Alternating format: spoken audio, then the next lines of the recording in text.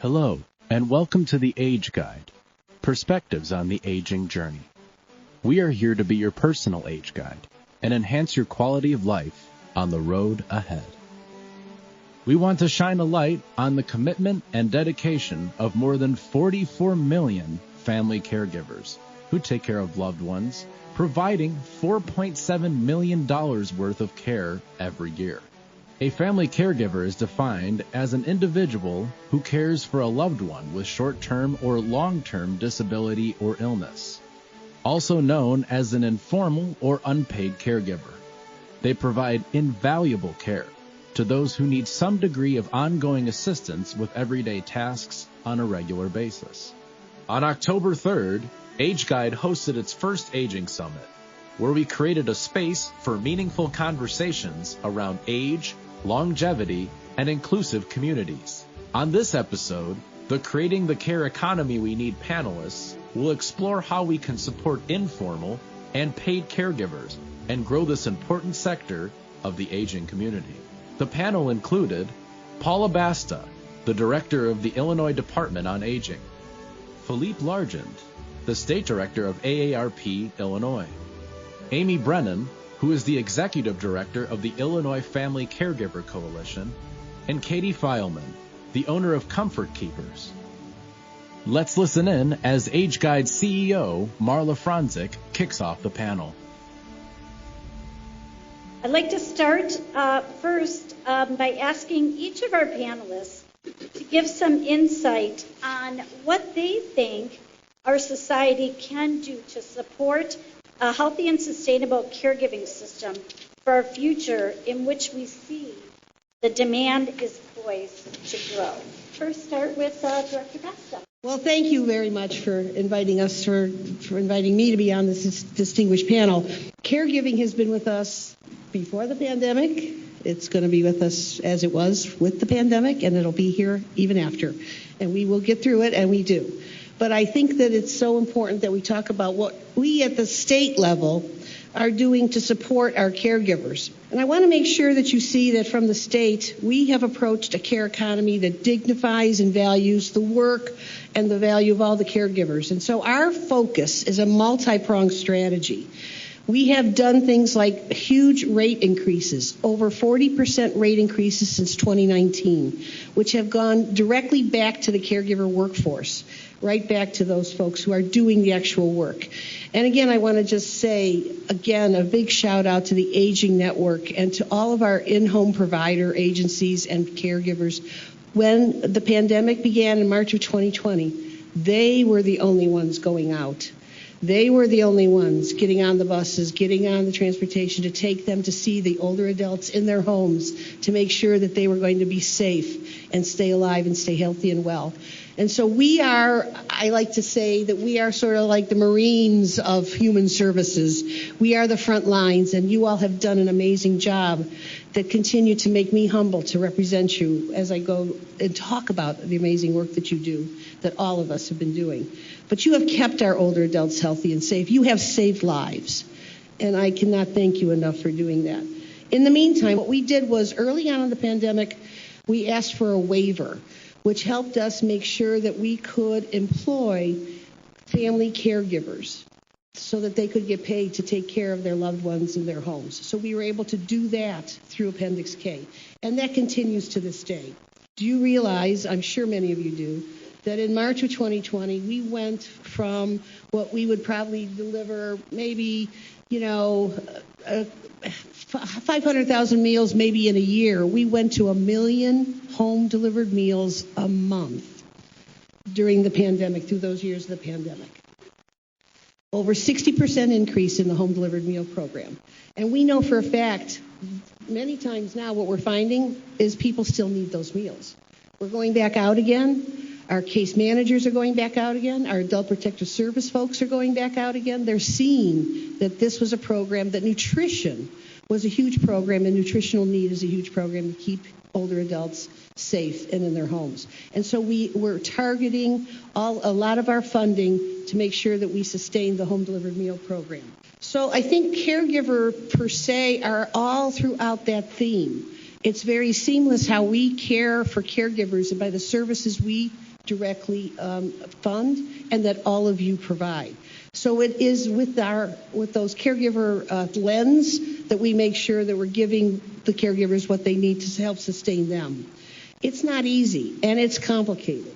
So I just wanted to highlight a couple of the things we're doing, and I also just wanted to make sure that you know that we're here to do more, and we know we need more to do. So I hope that gives a little bit of an answer. That was very perfectly put, because it really takes all that wraparound to make sure that we're sustaining caregivers in the community. I'd like to direct the question to Philippe. Great. Thank you very much. Thank you for the invite. It's a delight to work for AARP and to be on the team.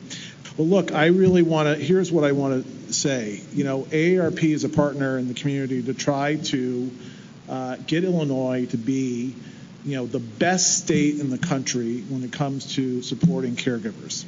I have been in meetings with, in my previous roles in my life, in my professional career, where federal CMS, the agency that runs Medicaid and Medicare, have basically said, Illinois, one of the biggest challenges you've got is, you're putting way too many people into institutions, and you're not doing enough to keep them in community. We have got to continue to work to change that. So one of the things that AARP, I'll mention two things. One of the things that AARP worked on some years ago was allowing employees to use some of their sick time, to portion some of their sick time for caregiving specifically. I think it's significant. The other thing that I want to mention, and this is something that I love, and I would love everyone in this room to help us achieve, is a tax credit for caregivers. AARP Illinois has introduced legislation in Springfield to provide a $1,500 tax credit for caregivers. So $1,500 off of your taxable state income in support of expenses related to caregiving. Absolutely, positively has to happen. It's a significant move. It can be quite expensive, so this is a heavy lift from a legislative standpoint.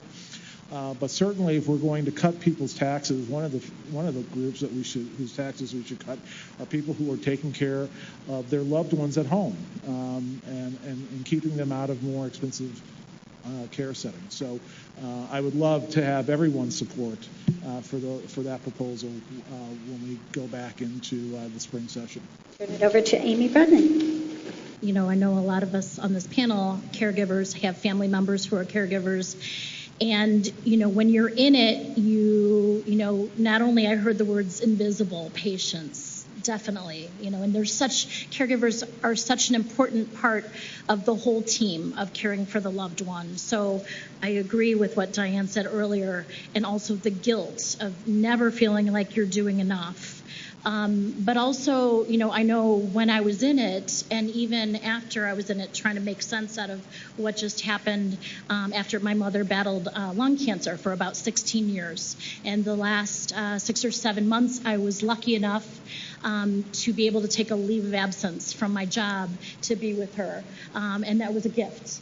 But when you're in it, even though I have a large family, you still sort of feel like you're alone, because you're trying every week, every day, there are new diagnoses, there are new things happening in caring for your loved one. And, you're researching at night, you're, messaging people on Facebook who, know a lot about the system.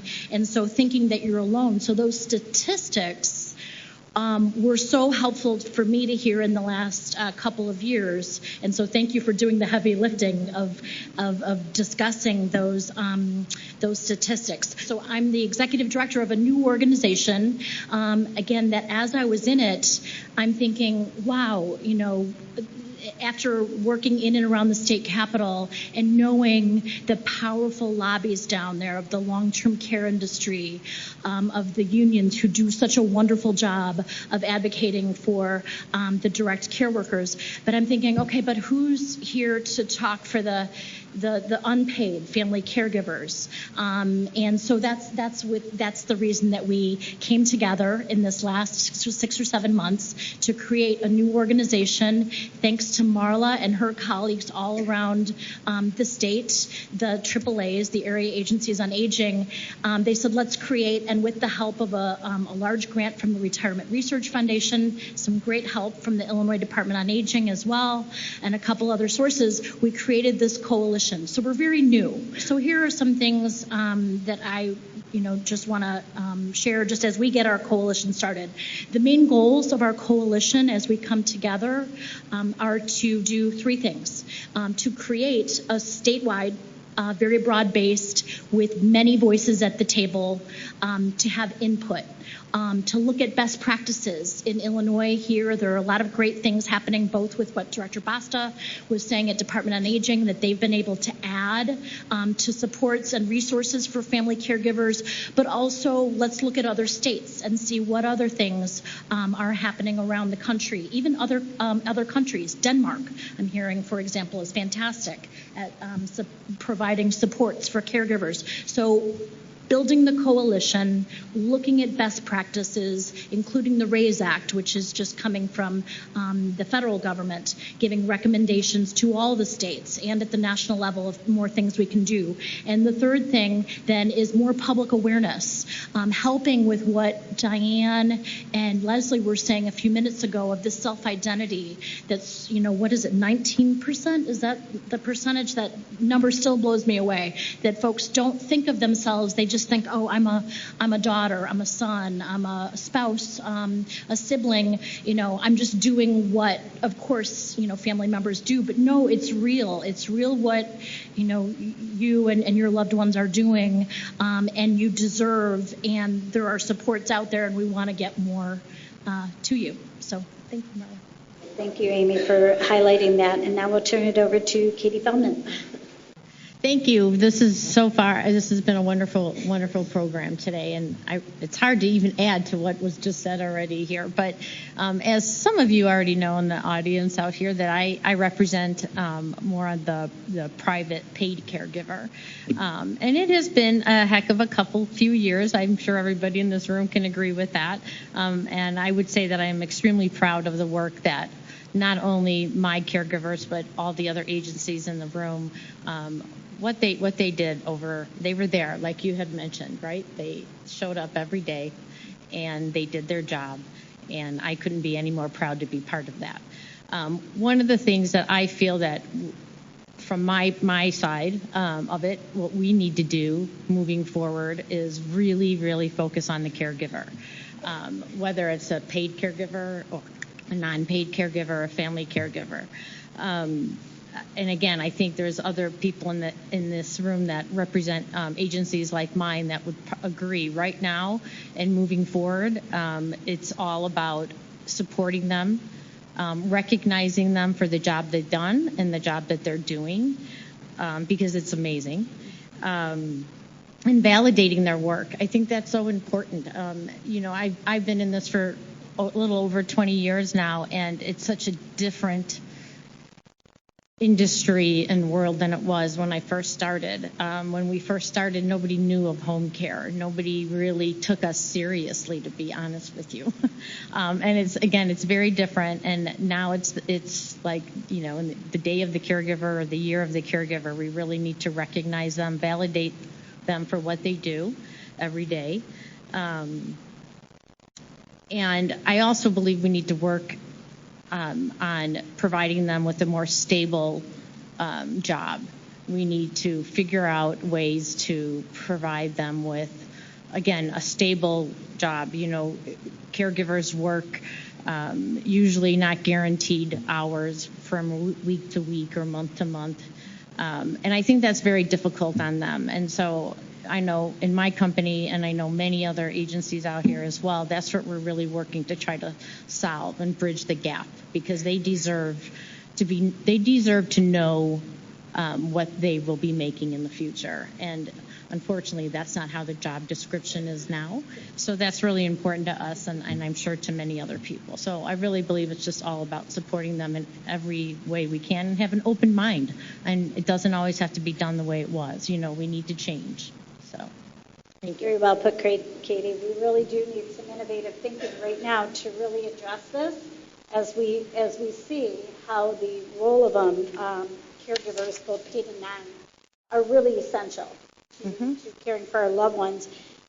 So I'm going to open this up to the panel in general, and any one of you can jump in. But do any of you have anything that you can share with everybody on how policy maybe can contribute to building a care economy that dignifies the work of the caregivers, as we've been saying, but also expands access?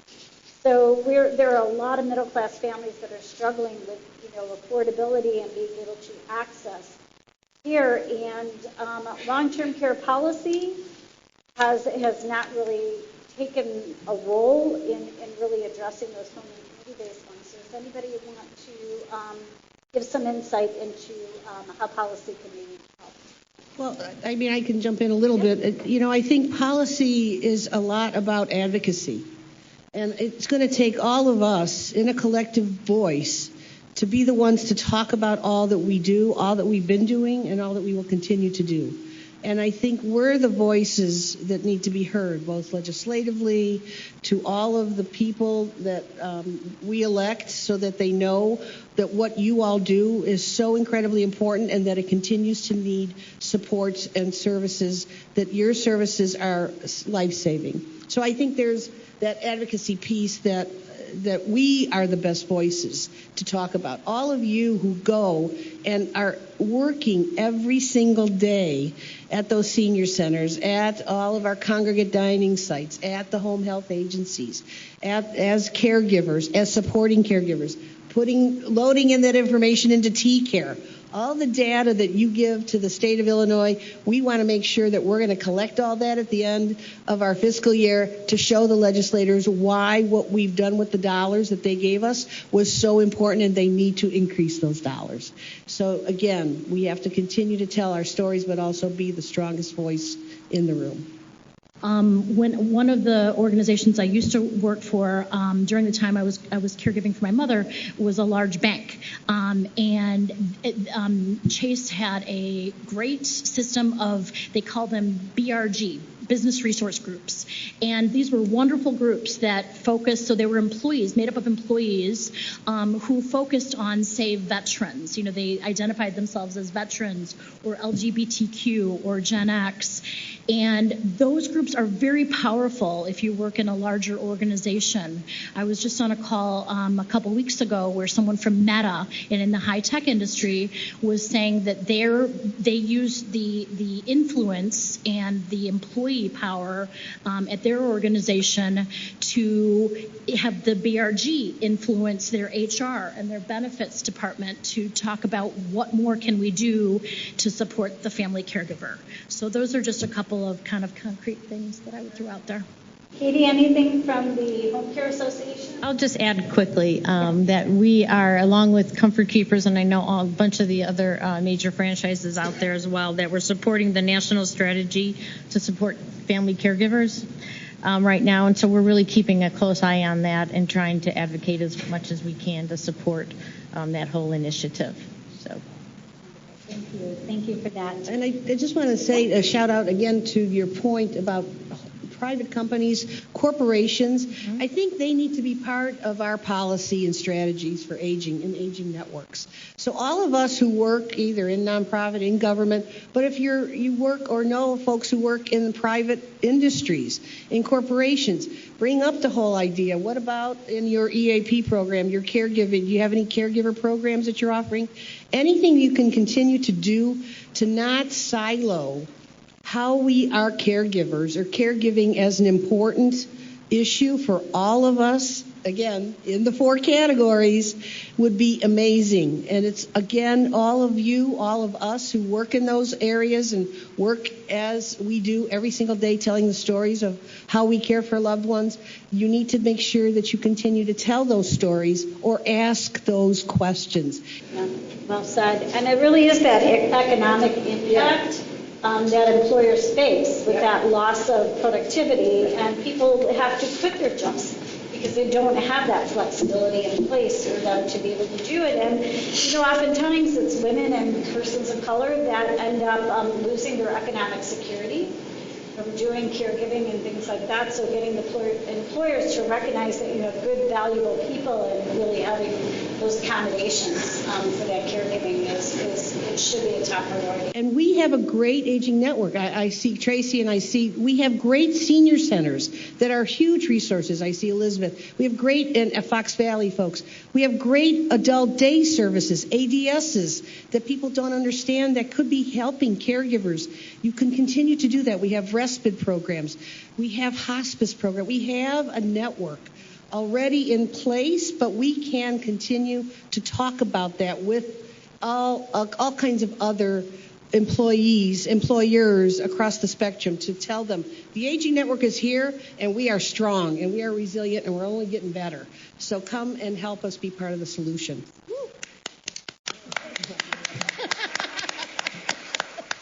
That's our call to action. We don't absolutely. One of our final questions that we're going to ask the panel, and then we're going to also give them time to, again, as Amy just said, give you some calls to action here, because we're all about when you leave here today, we want you to be empowered and we want you to be able to advocate. One of the bigger questions that we posed to the panel were, how can our systems center gender and racial equity to construct a care economy that serves all families? In a previous life, I used to work for a group of healthcare providers called federally qualified health centers or community health centers. They're a fairly large network of providers in the state. Today, they probably serve upwards of 3 or 4 million people a year, and their clinics are located all over the place. They serve mostly low-income Medicaid, and they've begun to increase the number of folks who are qualified for Medicare or who are dual eligible for services under those programs. And they provide primary care, dental care, mental health. So my point is, when I think of breaking down barriers, I always think of the federally qualified health centers. To the extent that those clinics are or are not involved in being part of the age-friendly community and supporting caregiving, they should be. And so I would encourage any of you who have got connections to federally qualified health centers, get those guys involved. They've got resources. They're community-driven. 50% of the board of directors of a health center must be patients of the health center, so they are really in the community, all not-for-profits, so they should be open to those kinds of conversations. We just need to continue to break down barriers to care. We just have to continue to do that. Certainly, if we're going to commit Illinois to being the best age-friendly state that it can possibly be, or the best state in the country for caregiving, breaking down those barriers to care has to be front and center. For us, I think we have to bring a DEI lens to everything we do, everywhere we go and however we look at that. But I think one of the biggest pieces we've done at the Illinois Department on Aging is to tackle that by looking at our training. And think about how do we train folks who are out there doing and providing the services so that they are having an equitable lens to do the work that they do, as they are the ones who are out in the field. So to that end, I think what I want to make sure you all know, at IDOA we were one of the first agencies that did and started an equity advisory council. And so within the state agency and within the governor's office now, we have an office of equity, that because the governor makes sure that he knows that we see throughout the entire state All state agencies have to bring an equity lens to the work that they do, which is SAGE's of National Organization Services and Advocacy for GLBT Elders. So we want to make sure we bring that lens to everything. Again, our African American, our brown and black communities, they don't access our services as much as they could. We need to talk about that. We need to be welcoming. And how do you show that? I think you show that by how you talk and the language you have in all of your brochures or all the places and the things that you all do. Yeah, so Marla, it's a great question. I know in the last couple legislative sessions, there's been a great focus on diversity, equity, and inclusion, and I know the administration is doing a great job at looking at that and addressing that. The bad news is there have been, as folks here probably know, some pretty rough reports coming out in the last year or so, and then most recently, about the long-term care industry in Illinois and some of the inequities with Medicaid facilities versus non-Medicaid. So, we definitely have our marching orders, and we definitely, just like we were saying with the pandemic earlier, it shines a light on the things that we know we can do better. And I know, I've seen some good commitment to addressing the inequities. And I would just say then, on a more positive note, that definitely, there are concrete things and calls to action, like we were talking about before. Be an ambassador, but be an ambassador whether it's in your families, in your work networks, in your friend networks, to shine a light. That was an excellent segue, Amy, into really our calls to action. So, but before we jump to that, Katie, just wanted to give you an opportunity.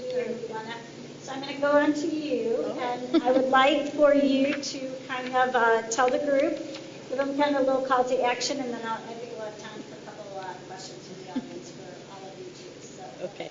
I would just say stay informed. Do really a lot of things you just said about get involved, right, and attend programs like this on a regular basis. I know in my business we get so wrapped up in the day-to-day, and a lot of times you can't get out. But coming to a program like this raises awareness. So having more and more programs, be involved in the different groups in the industry. And like I mentioned a little bit earlier, we're very involved in this national strategy to support family caregivers, and a part of this is to change legislation and to add tax, deductions and tax credits. I was looking over the legislative and policy changes with this, and one of the things that kind of really jumped out at me was encourage clinicians and providers to conduct formal assessments of family caregiving needs. I could go on and on about that, but I think that's really important. And really, to just sum it up, I think we just all need to stay involved, attend programs on a regular basis, and and spread awareness. It's interesting when I know that when people on a panel start talking about legislative action, a lot of eyes glaze over, and mine too, and I've been in this business a long time. So, but let me tell you, we can win. We can get some of this stuff done. It is not impossible. There is no reason why Illinois can't enact a tax credit for caregivers. Zero. If enough of us get together and do the work, we can make it happen.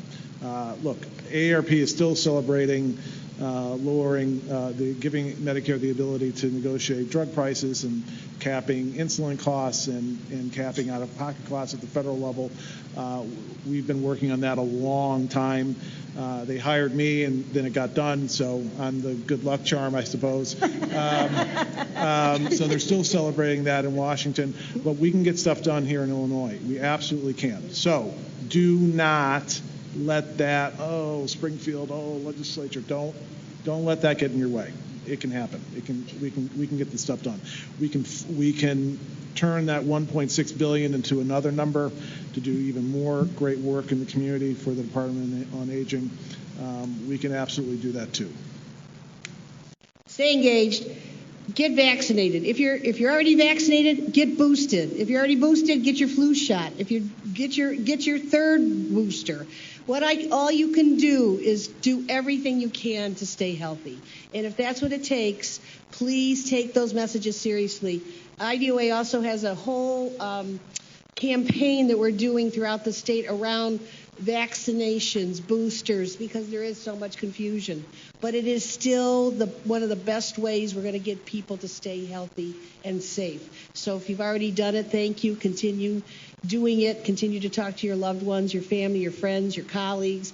Make sure you talk to our older adults who are saying, oh, I think, isn't the pandemic over? No. You need to get vaccinated. You need to get boosted. Please, all of you, stay healthy and well. It helps all of us. Thank you for listening to the Age Guide, Perspectives on the Aging Journey. We hope you learned something new on this podcast, because we all have a stake in promoting a high quality of life for people on their aging journey. AgeGuide coordinates and administers many services for older adults in northeastern Illinois. We serve DuPage, Grundy, Kane, Kankakee, Kendall, Lake, McHenry, and Will counties. Our specially trained professionals are available to answer questions and connect you with local service providers and resources such as the Family Caregiver Support Program, which provides valuable resources for those who are giving unpaid care to adults 60 plus or to someone with Alzheimer's disease or a related disorder. The program includes caregiver resource centers, respite services, gap-filling services, legal services, caregiver counseling centers, training and education resources, and support groups. If you are interested in these services or want to learn more, go to our website at ageguide.org. Call our offices at 630-293-5990.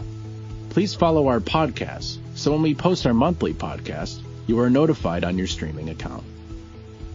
Thank you, and we will see you next time on the Age Guide, Perspectives on the Aging Journey.